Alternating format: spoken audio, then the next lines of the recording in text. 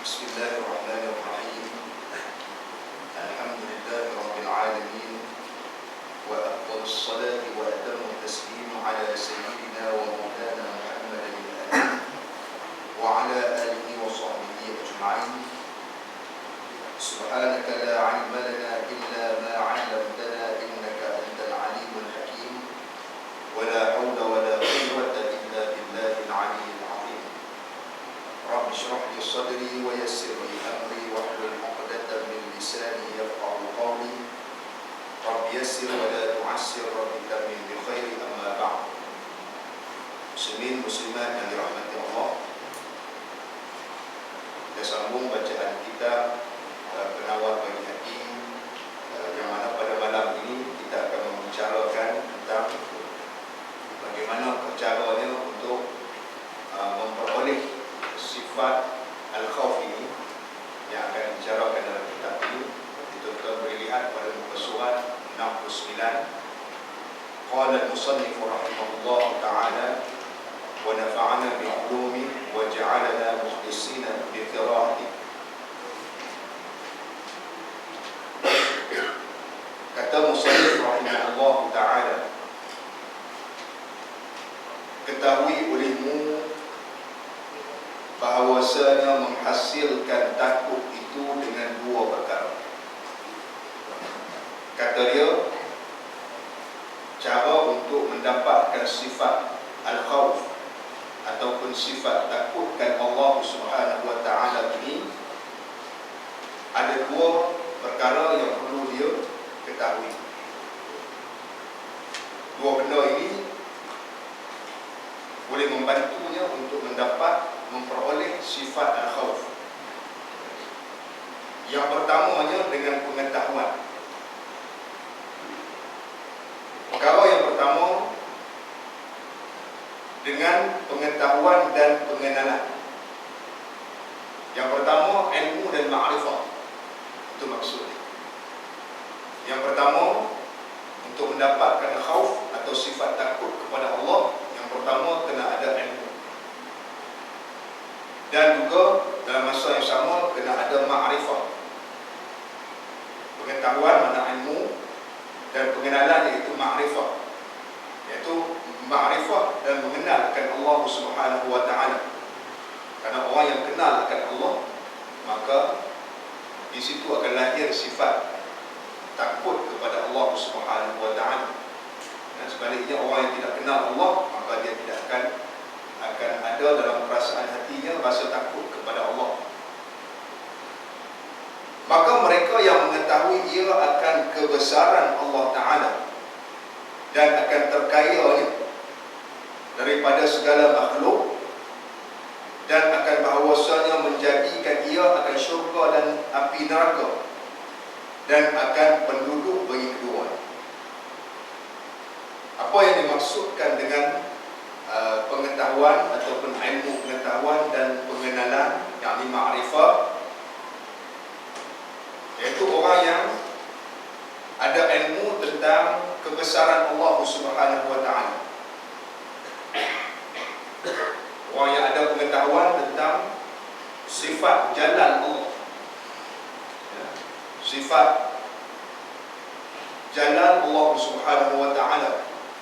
Itu sifat yang mana satu sifat daripada sifat-sifat Allah Ta'ala, yang dengan sifat jalal inilah akan lahir pada hati hamba itu sifat taqwa atau sifat al-khawf, rasa takut kepada Allah Subhanahu wa ta'ala. Ya, dalam ilmu tasawuf ini ulama membicarakan tentang dua sifat. Ya, satu sifat yang ada pada Allah Ta'ala, sifat jalal itu, apabila sifat jalal itu dirasai oleh perasaan hati seorang mukmin ini, maka lahirlah rasa takut al-khawf kepada Allah Subhanahu wa ta'ala. Ya. Dan satu lagi sifat jamal, sifat jamal. Jalal dan jamal dua sifat yang berbeza. Apabila seorang itu mengetahui dan mengenali sifat jalal, dia akan timbul rasa gerut dan takut kepada Allah. Apabila seorang itu mengenali, tahu dan juga makrifah akan sifat jamal Allah, maka dia akan merasai kelembutan Allah Ta'ala pada hamba-Nya. Sifat jamal ini berbeza dengan sifat jalal. Dan yang pertamanya, dia mengetahui kebesaran Allah. Bila seorang itu mengetahui jalal Allah Ta'ala, lahirlah rasa takut. Dan yang keduanya, seorang itu mengetahui akan terkaya Allah Ta'ala daripada makhluk. Apa makna terkaya daripada makhluk?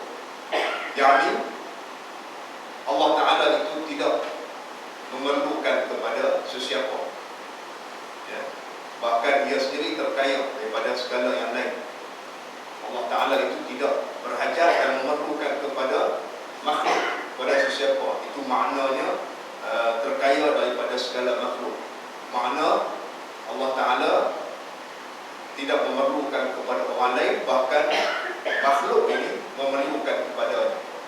Ini kita faham daripada firman Allah Subhanahu wa Ta'ala dalam surah Al-Ikhlas. Allah Ta'ala berfirman, Allahus Samad. Allah jualah tempat tumpuan, mana tempat berhajat segala makhluk kepadanya. Makhluk ini nak ada di alam ini pun berhajat kepada Allah jadikan. Makhluk nak keluar daripada alam pun berhajat kepada Allah matikan. Makhluk nak hidup di alam ini pun berhajat kepada Allah Ta'ala memberi rezeki.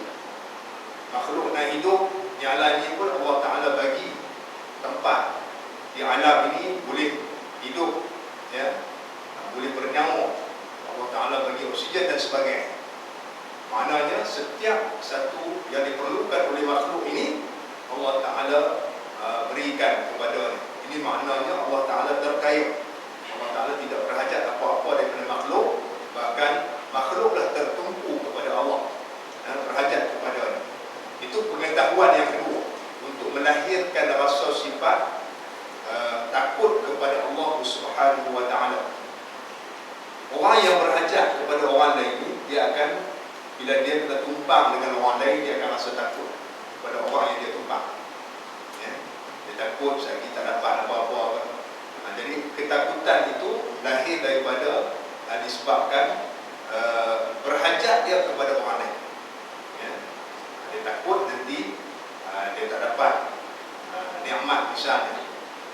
Begitulah kita dengan Allah Subhanahu wa Ta'ala. Apabila kita kenal Allah dan kita tahu, kita makrifah Allah Ta'ala, kita i'tiqad dalam hatinya sesungguhnya Allah Ta'ala ini ialah Tuhan yang kita berhajat kepada-Nya pada setiap masa dan ketika, ya.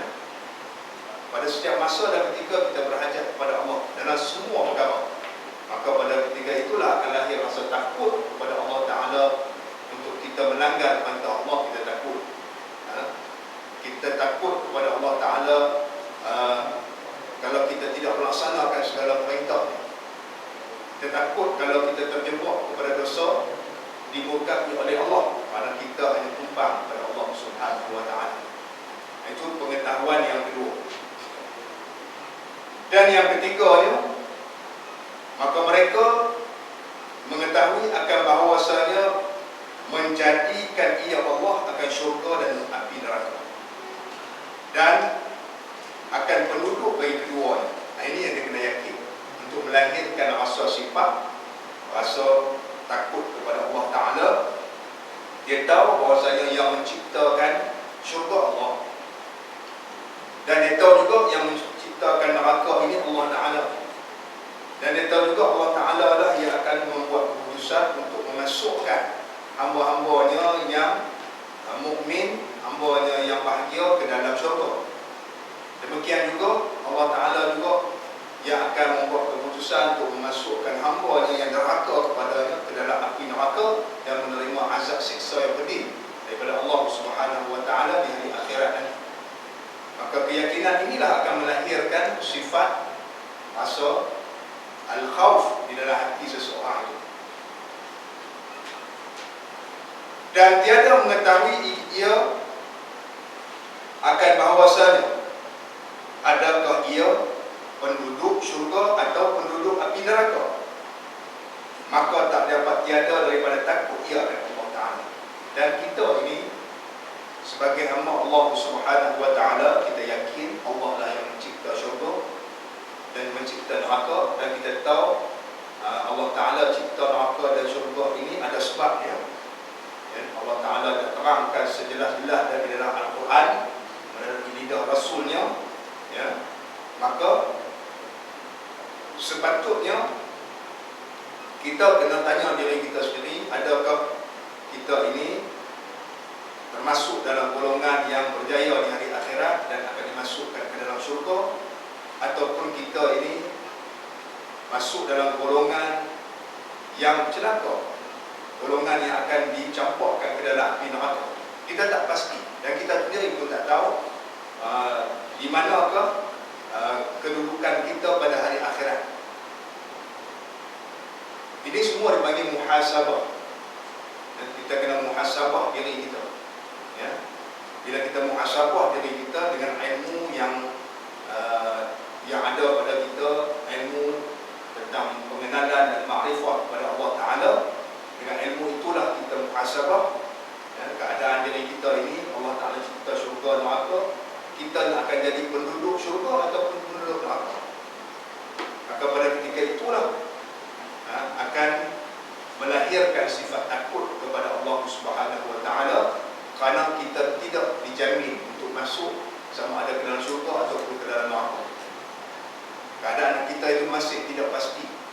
Semuanya berada di dalam kehendak Allah Subhanahu wa Ta'ala. Itu yang pertama.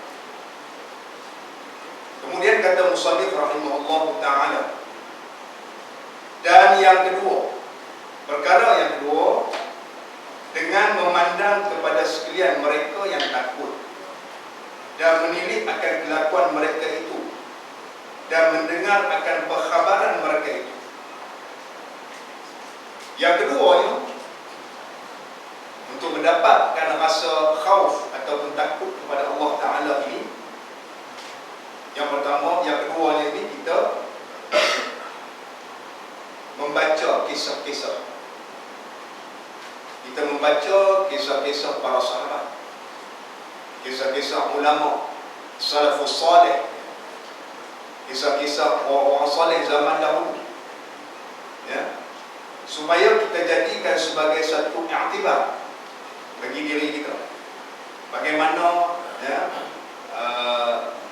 keadaan orang yang takut kepada Allah Subhanahu wa Ta'ala daripada kalangan para sahabat dan salafus salih. Kita baca cerita mereka, kita ambil pengajaran daripada cerita mereka. Ini salah satu cara untuk melahirkan rasa takut kita kepada Allah Subhanahu wa Ta'ala.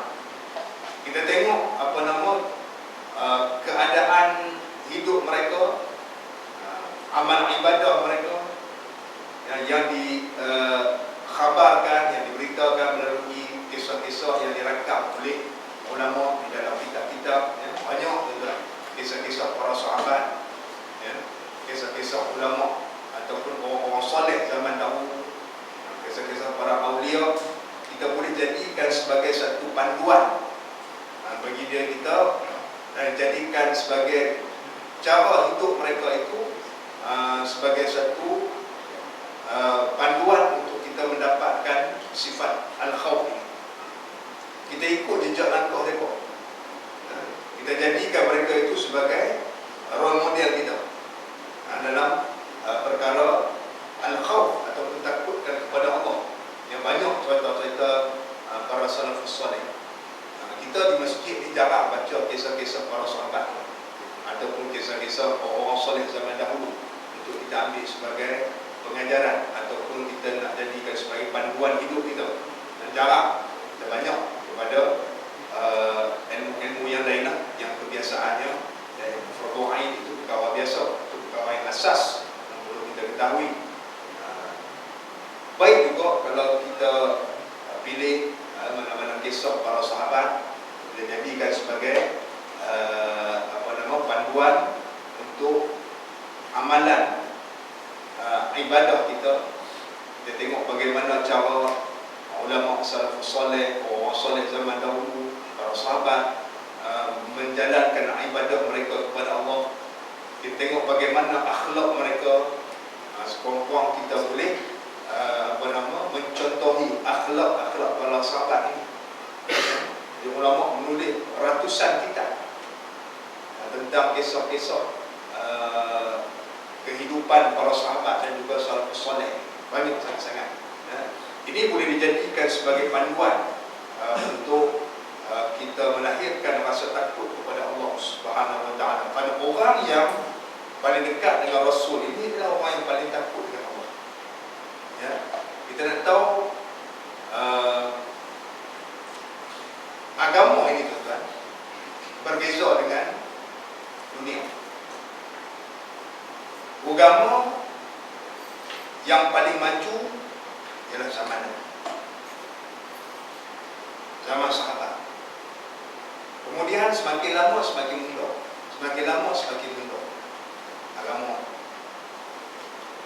Dan di zaman habis 100 tahun mundur, habis 100 tahun mundur. Agama itu sendiri, amalan agama, apa yang agama ajak kita tu, yang paling terbaik sekali zaman Nabi, yang paling baik sekali zaman Nabi, yang paling maju sekali agama ni pada zaman Nabi. Pada dapat langsung daripada Nabi SAW. Maka orang yang paling maju dalam agama ini ialah para sahabat. Kemudian orang yang kemudiannya ialah para tabi'in, salafus saleh, sekitar 300 tahun itu. Jadi orang-orang yang dikatakan terbaik dalam amalan agama mereka. Ya.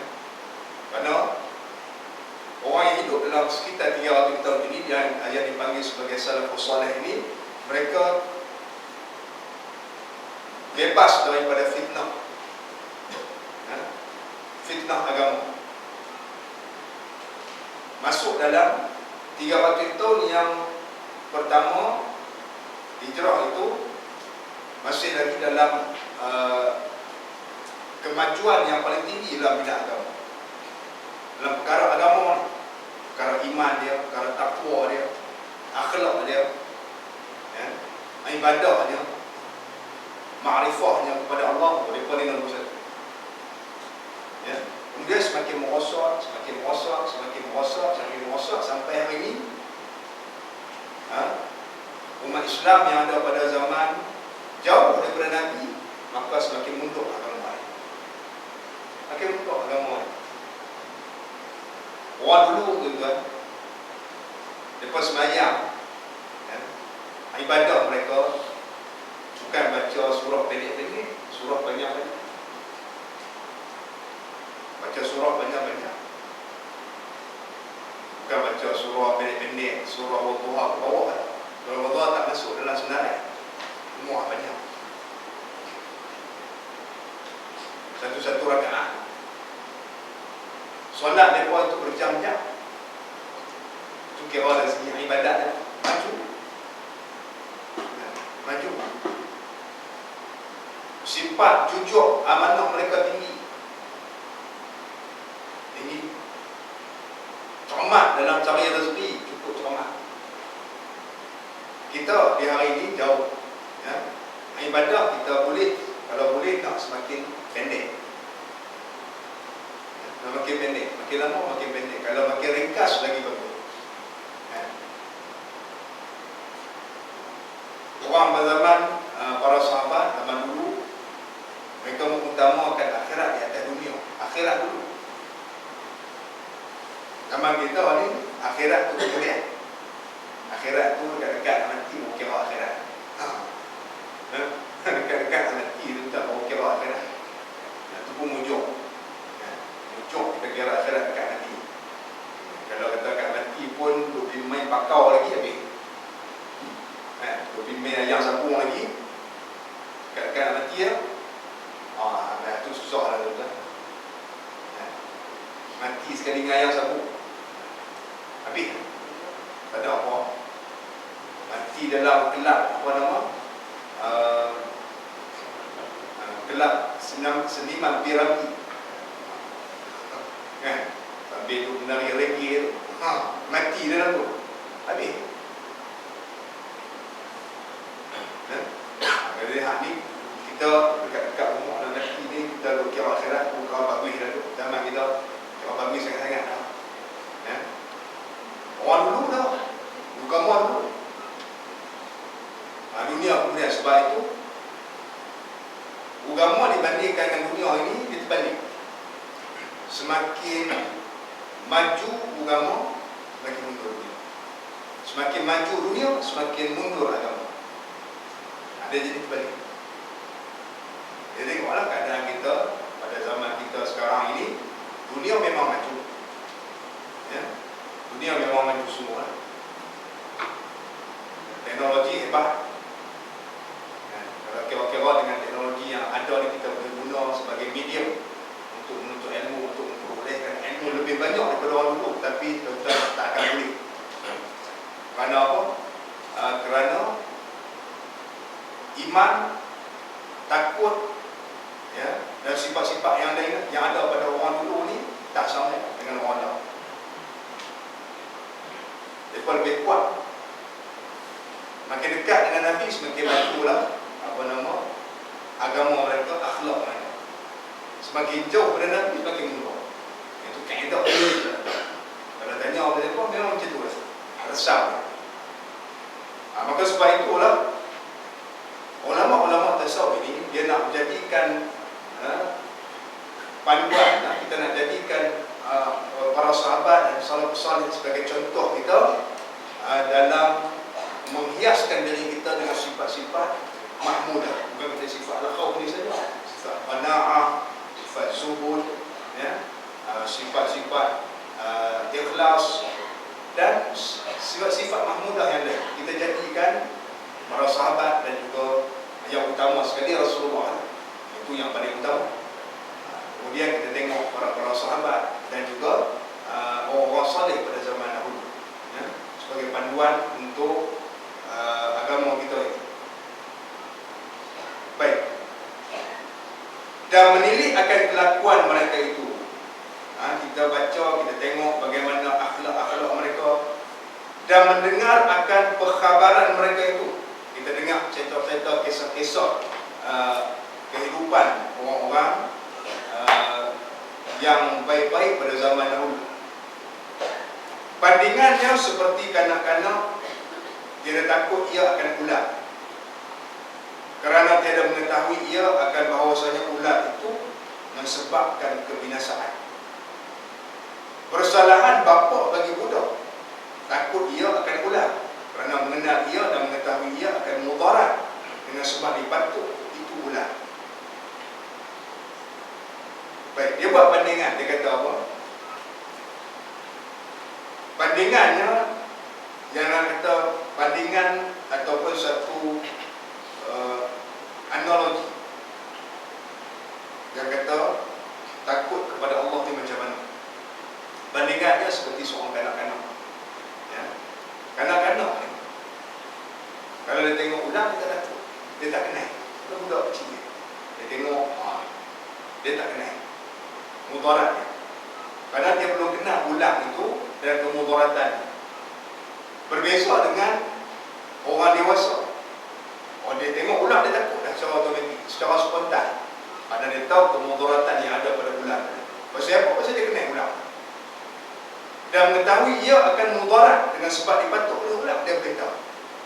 Tetapi apabila melihat kanak-kanak itu akan ayah yang takut akan ular dan lari daripadanya dan gemetar badannya kerana melihat ular itu, nescaya mengikut ia akan ayahnya pada ketakutan dan merasa ia dalam hatinya akan takut, sekalipun tiada ia mengetahui akan sifat ular.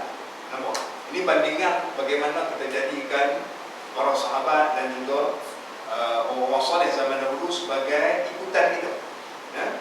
Seperti seorang kanak-kanak, dia tak tahu kata ular ni jadi mudarat, bahaya, kalau patut ni kena boleh jadi pembawa kepada maut.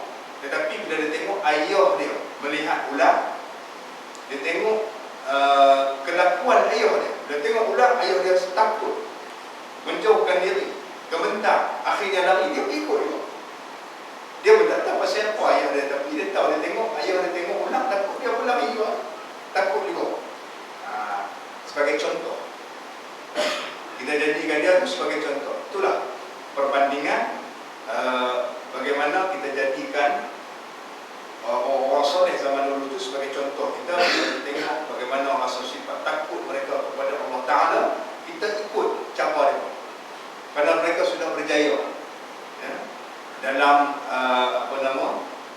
dalam ibadah mereka, berjaya dalam agama mereka. Kita jadikan mereka itu sebagai contoh ikutan, dan mudah-mudahan kita akan berjaya bila kita ikut cara yang dibuat oleh para sahabat dan juga orang soleh pada zaman dahulu.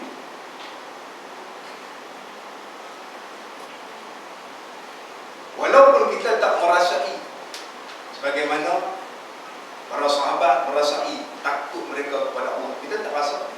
Tetapi dengan kita ikut cara jejak langkah mereka itu, akhirnya kita akan dapat ya. Sebab itulah tuan-tuan, banyakkan membaca kisah-kisah orang soleh, kisah-kisah sahabat, kisah-kisah para awliya ya. Mereka ini semua orang-orang yang berjaya dalam ibadah mereka ya. Mudah-mudahan dengan membaca kisah itu hati kita tu menjadi lembut lunak untuk beribadah kepada Allah, untuk mendekatkan diri kita kepada Allah, untuk mengubah tabiat dan sikap kita ya, yang selama ini sikap kita dipenuh, diri kita dipenuh dengan sifat-sifat mazmumah, dan kita tahu kita boleh berjaya kerana orang lain boleh berjaya, kita pun tahu diri kita boleh berjaya. Sebab itu banyak membaca kisah-kisah para sahabat ini, kisah-kisah para orang saleh zaman dahulu itu, dia melembutkan hati ya, melembutkan hati. Sebab itu kata ulama, membaca kisah orang saleh ini sebenarnya melembutkan hati kita ya. Hati kita itu menjadi tenang, kita boleh ikut cara hidup mereka, cara ibadah bersyariat mereka dalam memenuhi tuntutan agama Allah. Baik. Dan ketahui olehmu bahwasanya takut itu yang ditakutkan akan Allah Ta'ala seperti cemeti yang menghalau ia akan hamba kepada tuah akhirat. Tetapi tiada sayugia bahawa berlebih-lebihan ia hingga memabuk kepada putus asa, hingga membawa. Tetapi sayugia bahawa berlebih-lebihan ia, tiada sayugia bahawa berlebih-lebihan ia hingga membawa kepada putus asa daripada rahmat Allah Ta'ala. Kerana yang demikian itu dicela. Yang ni putus asa daripada rahmat Allah Ta'ala itu antara perkara yang dicela oleh syarak. Bahkan apabila bersangatan takutnya, hendaklah mencampur ia akan dia dengan harap akan rahmat Allah Ta'ala ya. Baik, ini antara perkara yang penting dalam ilmu tasawuf. Kalau kita buka dalam kitab-kitab tasawuf, sebahagian ulama dia membuatkan bab yang khusus sifat ar-raja dengan al-khawf, diletakkan dalam satu bab ya. Kalau kita buka dalam antara bab-bab yang tertentu dalam kitab ini berbeza, tetapi dalam setengah-setengah kitab yang lain dihimpunkan di dalam satu bab dua sifat mahmudah. Yang pertama al-khawf, yang kedua ar-raja ya. Yang pertama al-khawf, yang kedua ar-raja. Kerana apa? Kerana sifat khawf ini sebenarnya perlu diseimbangkan dengan sifat ar-raja. Ar-raja ini pada mengharapkan rahmat Allah ya. Mengharapkan rahmat Allah Subhanahu wa Ta'ala. Sebab itu kata Imam Ghazali, ar-raja wal khawf janahani bihima maqamil mahmud. Ya. Ar-raja dan juga al-khawf, sifat harap akan rahmat Allah dan sifat takut Allah Ta'ala ini seperti dua sayap. Ya. Bagi orang-orang yang ingin menghampirkan diri, orang yang menghampirkan diri kepada Allah Subhanahu Wa Ta'ala, seperti dua belah sayap bagi orang yang mendekatkan diri kepada Allah. Dengannya lah mereka terbang kepada maqam atau martabat yang dipuji pada Allah. Ya. Dan orang yang taat kepada Allah Ta'ala ini, dua sayap inilah mereka akan terbang melintasi jalan untuk pergi ke akhirat. Ya. Itu kata Imam Ghazali. Jadi maknanya Ar-Raja dengan Al-Khawf ini dua sifat yang berpasangan. Dua sifat yang berpasangan.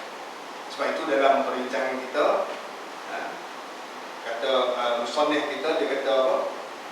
Dia kata, ketahui olehmu bahawasanya takut sifat Al-Khawf ini seperti cemeti.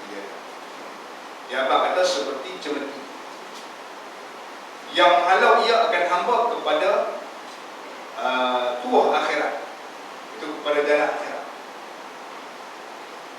Dia buat bandingan seperti itu. Takut itu seolah-olah seperti cemeti. Kita tahu cemeti itu lah, halau orang tengok orang bawa cemeti takut. Itu dia tak nak halau kita, tak halau dia libas kita. Nak libas kita supaya kita masuk ke jalan akhirat. Sekarang ada dalam diri kita sokong macam tu. Ya? Kalau tak ada sifat takut ni, dia tak akan masuk dalam akhirat. Dia tak mau masuk dalam akhirat. Satu orang yang tak ada sifat takut ni, dia tak memikirkan sikit pun tentang akhirat. Dia tak fikir tentang kematian. Dia seronok buat dosa pasal tak ada orang nak dihambat. Tak ada dalam diri dia tu satu benda yang nak hambat dia pergi ke akhirat. Sifat khawf ini ialah satu sifat yang seolah-olah seperti cemeti yang menghalau seorang hamba itu ke jalan akhirat. Dia tak pergi, dia takut. Dia tak pergi tengok, dia tengok takut. Lagi kena libat. Dia pergi. Baik. Tetapi tiada sayugia bahawa berlebih-lebihan hingga membawa kepada putus asa daripada rahmat Allah. Walaupun begitu, sifat al-khawf ini, takut ni jangan terlalu melampau. Kalau apabila terlalu melampau ini, kadang-kadang dia membawa kesan politik. Kena belajar ilmu. Dalam ilmu tasawuf ni bab-bab al-khawf, takut pada Allah ni kalau tak belajar. Kalau kita orang yang nak mendekatkan diri dengan Allah Subhanahu Wa Ta'ala, kalau kita tak belajar, kita terus saja nak amal, tak belajar cara dia, binasa dia. Benda ni bagus tak? Ni semua pengalaman dan tajribah yang telah dilalui oleh orang-orang yang menjalani jalan akhirat. Di benda-benda ni semua sebab tu ulama tasawuf dia tulis dalam kitab. Padahal kita dah kira takut pada Allah, takut lagi banyak, lagi bagus. Tak. Dia main satu ketika bila sangat terlalu takut ni sampai aku ni boleh masuk syurga dah ni, masa tak boleh masuk dah, lalat dia akan putus asa daripada Allah. Dia jadi terlalu melampau sifat. Aku ni boleh masuk dah syurga ni, tak boleh masuk dah. Buat ibadah takut dah masuk. Sehingga kan perkara-perkara maksiat ini tak sentuh dah. Taubat kepada Allah Ta'ala. Tetapi kerana rasa takut itu terlalu tinggi, tidak diseimbangkan dengan sifat ar-raja. Sebab tu dua sifat ni mesti berpasangan. Tak boleh asing-asing. Kerana dia jadi mudarat. Bila terlalu takut, kadang-kadang membawa kepada putus asa daripada rahmat Allah. Pasal apa? Pasal bila dia terlalu takut ni, dia rasa hilang keyakinan. hilang keyakinan. Kerana macam budak-budak Faisal sekolah, Faisal, apabila dia terlalu takut dengan peperiksaan tu, dia dah belajar semua-semua lah, hafal semua lah, buat latihan habis dah. Tetapi bila masuk dalam dewan peperiksaan, dia sangat takut dengan peperiksaan, sehingga hilang keyakinan dia, hilang apa semua dia hafal. Sebab tu orang Faisal ni kita tenangkan dia.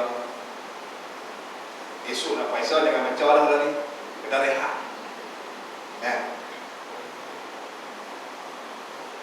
Jangan bagi tekanan.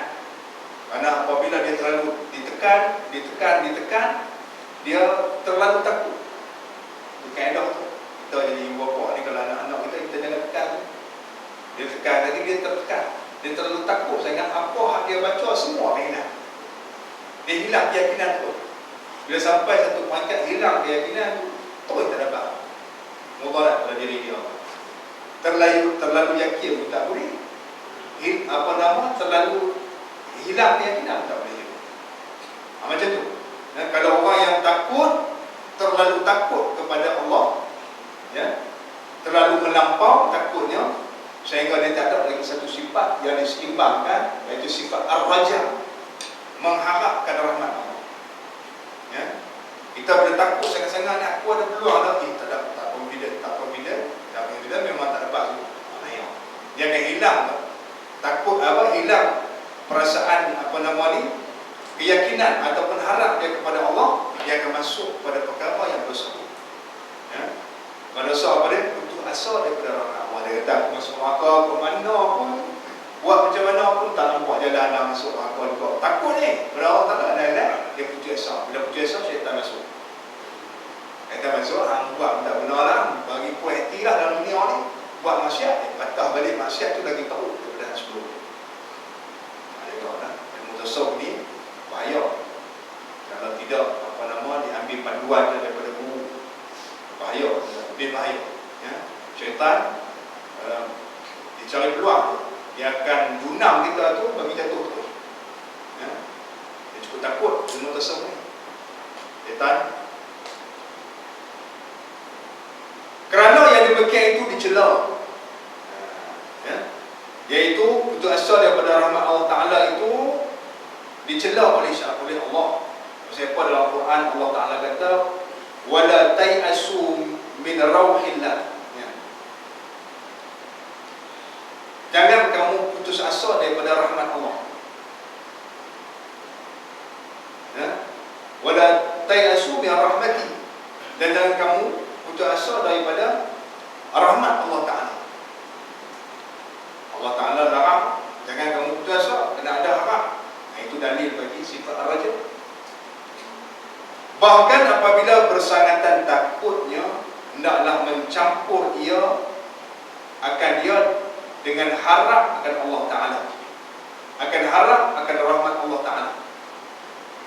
Apabila timbul pada hati seseorang hamba itu rasa takut yang terlalu tinggi dan terlalu kuat, pada waktu itu hendaklah dia imbangkan dengan sifat ar-raja ini, iaitu mengharapkan akan rahmat Allah, supaya dia jadi tidak terlalu melampau takut, sehingga hilang keyakinan dia terhadap rahmat Allah Ta'ala. Di situ bahaya. Bahayanya syaitan akan masuk. Dan saya kira bahawa lebih kuat takut daripada harap. Itu yang pertama. Yang pertama dalam bab sifat al-khawf ini, yang pertamanya sifat al-khawf perlu kita imbangkan dengan sifat al-raja. Perlu kita imbangkan, jangan bagi terlalu melampau. Yang kedua, dan saya kira bahawa lebih kuat takut daripada harap selama ada ia mengerjakan dosa. Yang keduanya, bila ada dua sifat ini, sifat al-khawf dengan raja, dalam masa yang mana dia seorang hamba yang tak dapat meninggalkan dosa, dia ada terjebak dengan dosa, maka pada waktu itu dia perlu kuatkan sifat al-khawf daripada sifat al-raja. Bagi orang yang dalam dosa, maka kuatkan sifat al-khawf daripada sifat ar-raja. Jangan lebihkan sifat ar-raja, kerana nanti dia akan suka buat dosa. Apa? Tak apa. Allah Ta'ala itu maha pengasih dan penyayang, maha pengampun, Ar-Raufur Rahim. Allah Ta'ala itu Al-Ghafur, amat pengampun. Habis. Dia kira buat alasan itu. Dia buat alasan, buat dosa, Allah Ta'ala ampun. Buat dosa, Allah Ta'ala ampun, kerana raja dia. Tetapi khawf dia hilang, tidak seimbang. Takut dia tak ada, dia buat dosa. Takut itu memelihara seorang hamba itu daripada melakukan dosa kepada Allah. Itu kena imbang dengan ar-raja. Kalau seorang itu dia terjebak dengan dosa, kuatkan takut dia. Kuatkan takutnya daripada ar-raja. Jangan lebihkan ar-raja pada waktu dia melakukan dosa. Kerana lebih raja arak itu, semakin lama takut dia akan takut, dia akan selalu melakukan dosa. Dia kata Allah Ta'ala akan ampun. Banyak orang kata begitu. Ada orang ada ar-raja, ada. Dia harap, aku harap lah Allah Ta'ala ampun, harap, dia yakin sungguh. Tetapi dalam masa yang sama, dia sentiasa mengerjakan dosa dan menambah dosa, beban dosa yang ada pada diri dia. Itu tak boleh. Itu sifat khawf dia semakin lama semakin tumpul, semakin rendah, semakin mudah daripada diri dia. Perlu diimbangkan. Khususnya bagi orang melakukan dosa, maka sifat al-khawf itu mesti lebih tinggi daripada, lebih banyak daripada sifat ar-raja. Adapun orang yang taat, yang tiada ada maksiat, maka sayup dia sama banyak oleh takutnya dan harapnya. Berbeza dengan orang yang ahli ketaatan, yang dia dapat menjaga dirinya daripada melakukan maksiat. Dia sentiasa jaga, tak mahu terjebak dengan maksiat. Maka orang yang macam ni mesti diimbang bagi sama banyak sifat al-khawf dengan sifat ar-raja. Bagi sama lima itu, ar-raja dengan al-khawf sama banyak. Ya? Ini semua amalan hati, tuan-tuan. Kita baca benda ni ilmiah, tasawuf ilmiah. Dia kena beramal. Amal dia macam mana? Dia, amalannya ialah mujahadah, latihan hati kita. Latihan hati kita. Bukan kata apa nama boleh ada ayat-ayat, baca surah ni, ayat ni dapat al-khawf, baca surah ni, ayat ni lagi, ambil amalan dia, dapat raja dah. Bukan gitu. Dia kena ikhtiar dan usaha untuk mendapatkan sifat. Baik. Seperti Sayyidina Umar radhiyallahu anhu berkata, ia jika disuruh hendaklah masuk syurga sekalian makhluk kecuali seorang laki-laki, nescaya aku takut bahawa adalah aku yang demikian itu laki-laki. Dan jika disuruh hendaklah masuk api neraka oleh sekalian makhluk kecuali seorang laki-laki, nescaya aku harap bahawa adalah aku yang demikian itu laki-laki. Ini kata Sayyidina Umar. Sayyidina Umar dia kata apa? Dia dapat mengimbangkan di antara al-khawf dengan ar-raja. Sama banyak.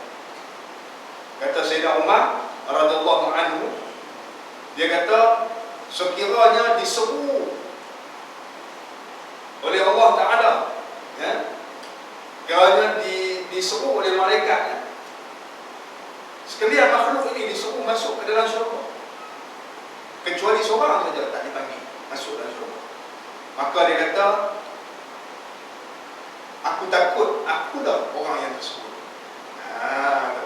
Dia kata jika semua makhluk ini telah disuruh masuk dalam syurga kecuali seorang, maka aku merasai bahawa saja aku takut aku itulah orang lelaki yang tidak disuruh masuk dalam syurga. Dalam masa yang sama pula kata Sayyidina Umar, sekiranya semua makhluk disuruh masuk ke dalam neraka kecuali seorang, aku harap aku seorang itulah, ya, akulah orang yang tak dimasukkan ke dalam neraka. Dia harap. Jadi dia dapat imbangkan di antara takut dengan harap. Bila disuruh semua makhluk masuk dalam neraka, tinggal seorang lelaki. Bila disuruh semua makhluk masuk dalam syurga, tinggal seorang lelaki, ya, aku takut aku adalah lelaki tersebut. Yang keduanya, kalau semua makhluk dihumbankan ke dalam neraka kecuali seorang lelaki, aku harap akulah lelaki itu tersebut yang tidak dihumbankan dalam neraka. Itu mana dia dapat mengimbangkan di antara sifat al-khawf dengan sifat ar-raja. Baik. Dan adapun apabila hampir ia akan mati, maka bermula harap dan baik sangka dengan Tuhan yang itu lebih utama bagi. Ini lain pula. Sebab itu ahwal dipanggil ahwal qulub. Hal, keadaan hati manusia ini berbeza mengikut kedudukannya. Kalau seorang itu dalam dosa, maka takutnya lebih kuat daripada raja. Kalau seorang itu dalam taat, dia dapat menjaga maksiat, sama banyakkah di antara al-khawf dengan ar-raja? Sama banyakkah antara al-khawf dengan ar-raja? Tetapi apabila seorang itu menghampiri kematian, apabila kita menghampiri kematian, ini kita semua, kita sampai masa kita umur yang ghalibnya, kebiasaannya umur ini umur nak mati dah. Dia kata harap dan baik sangka dengan Allah Ta'ala itu lebih utama pada waktu itu. Ini benda yang sangat penting, ya. Bila kita hampir pada umur-umur kematian kita, hampir kepada ajal, kita bertahu umur kita ni tak lama dah. Bila-bila masa Allah Ta'ala boleh cabut nyawa kita. Pada waktu itu, ya, kita merasai keadaan amal ibadat kita yang kurang, kekurangan kita banyak, ya, kecuaian kita banyak dalam agama ini, ilmu kita pun sangat kurang, kita banyak mementingkan dunia atas akhirat, ya, sangat mementingkan dunia berbanding dengan akhirat. Di akhir umur ni kita rasa tak ada nak beribadah kepada Allah. Banyak benda kita tercicir dalam soal ibadah, dalam soal ketakwaan, imanan kita dengan Allah Subhanahu Wa Taala, banyak yang tercicir. Tetapi pada waktu itulah kita kena ada pengharapan kepada Allah Taala yang sangat. Sentiasa baik sangka dengan Allah Taala. Pada detik-detik kematian kita ini, tuan-tuan, detik itulah ruang terakhir bagi syaitan dan iblis untuk menyesatkan kita sebelum kita menghembuskan nafas kita yang terakhir bertemu dengan Allah Azza wa Jalla, ya. Jangan kita berjumpa dengan Allah Azza wa Jalla dalam keadaan kita berlumuran dengan dosa kufur, wal'iyadzubillah, ya. Maka dengan sebab itu raja kita, harap kita kepada Allah Ta'ala, harap kepada rahmat dan keridhaan Allah Ta'ala itu mesti tinggi, ya. Baik sangka kepada Allah Ta'ala walaupun kita merasai kita ni tak layak, dosa kita terlalu banyak, ya. Hutang kita pun banyak, dengan Allah pun banyak hutang kita, dengan makhluk pun banyak hutang kita. Bagaimana cara kita nak selesai ni? Tak ada masa. Kalau boleh ditunda, ditambah lagi umur 10 tahun mungkin lah boleh kita, tapi rasa-rasa tak ada.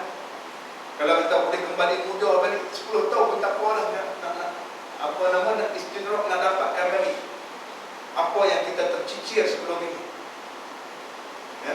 Kalau boleh, tapi tak akan dapat kembali kepada zaman muda semula, ya. Nak kembali zaman muda ni di akhirat. Di dunia tak boleh sekali saja, akhirat boleh balik muda.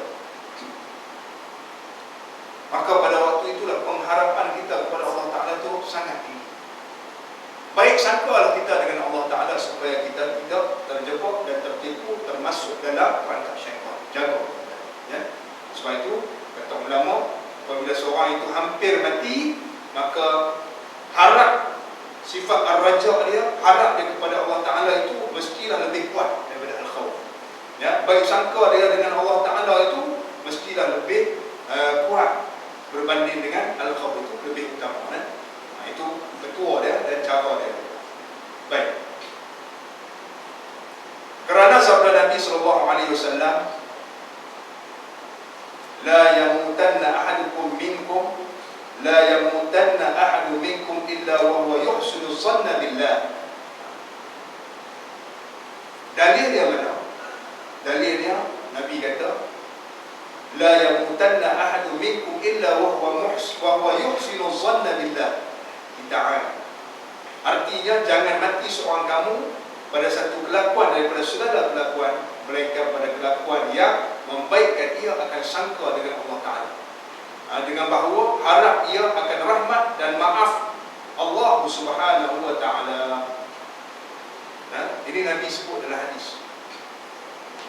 Nabi kata jangan kamu mati kecuali dalam keadaan kamu berbaik sangka dengan Allah Ta'ala.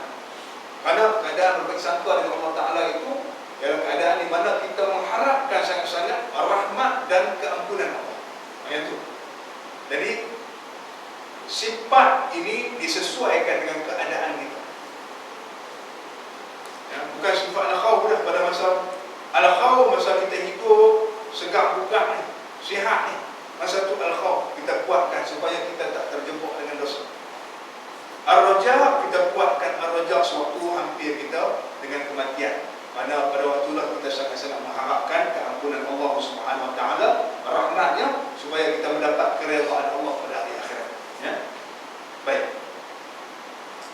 Kemudian katanya dan bahawasanya harap itu menyalahi ia akan cita-cita. Wallahu Subhanahu wa Ta'ala alam. Cukup sekadar itu dulu pada malam ini. Jadi perbincangan kita masih lagi panjang. InsyaAllah kita akan sambung semula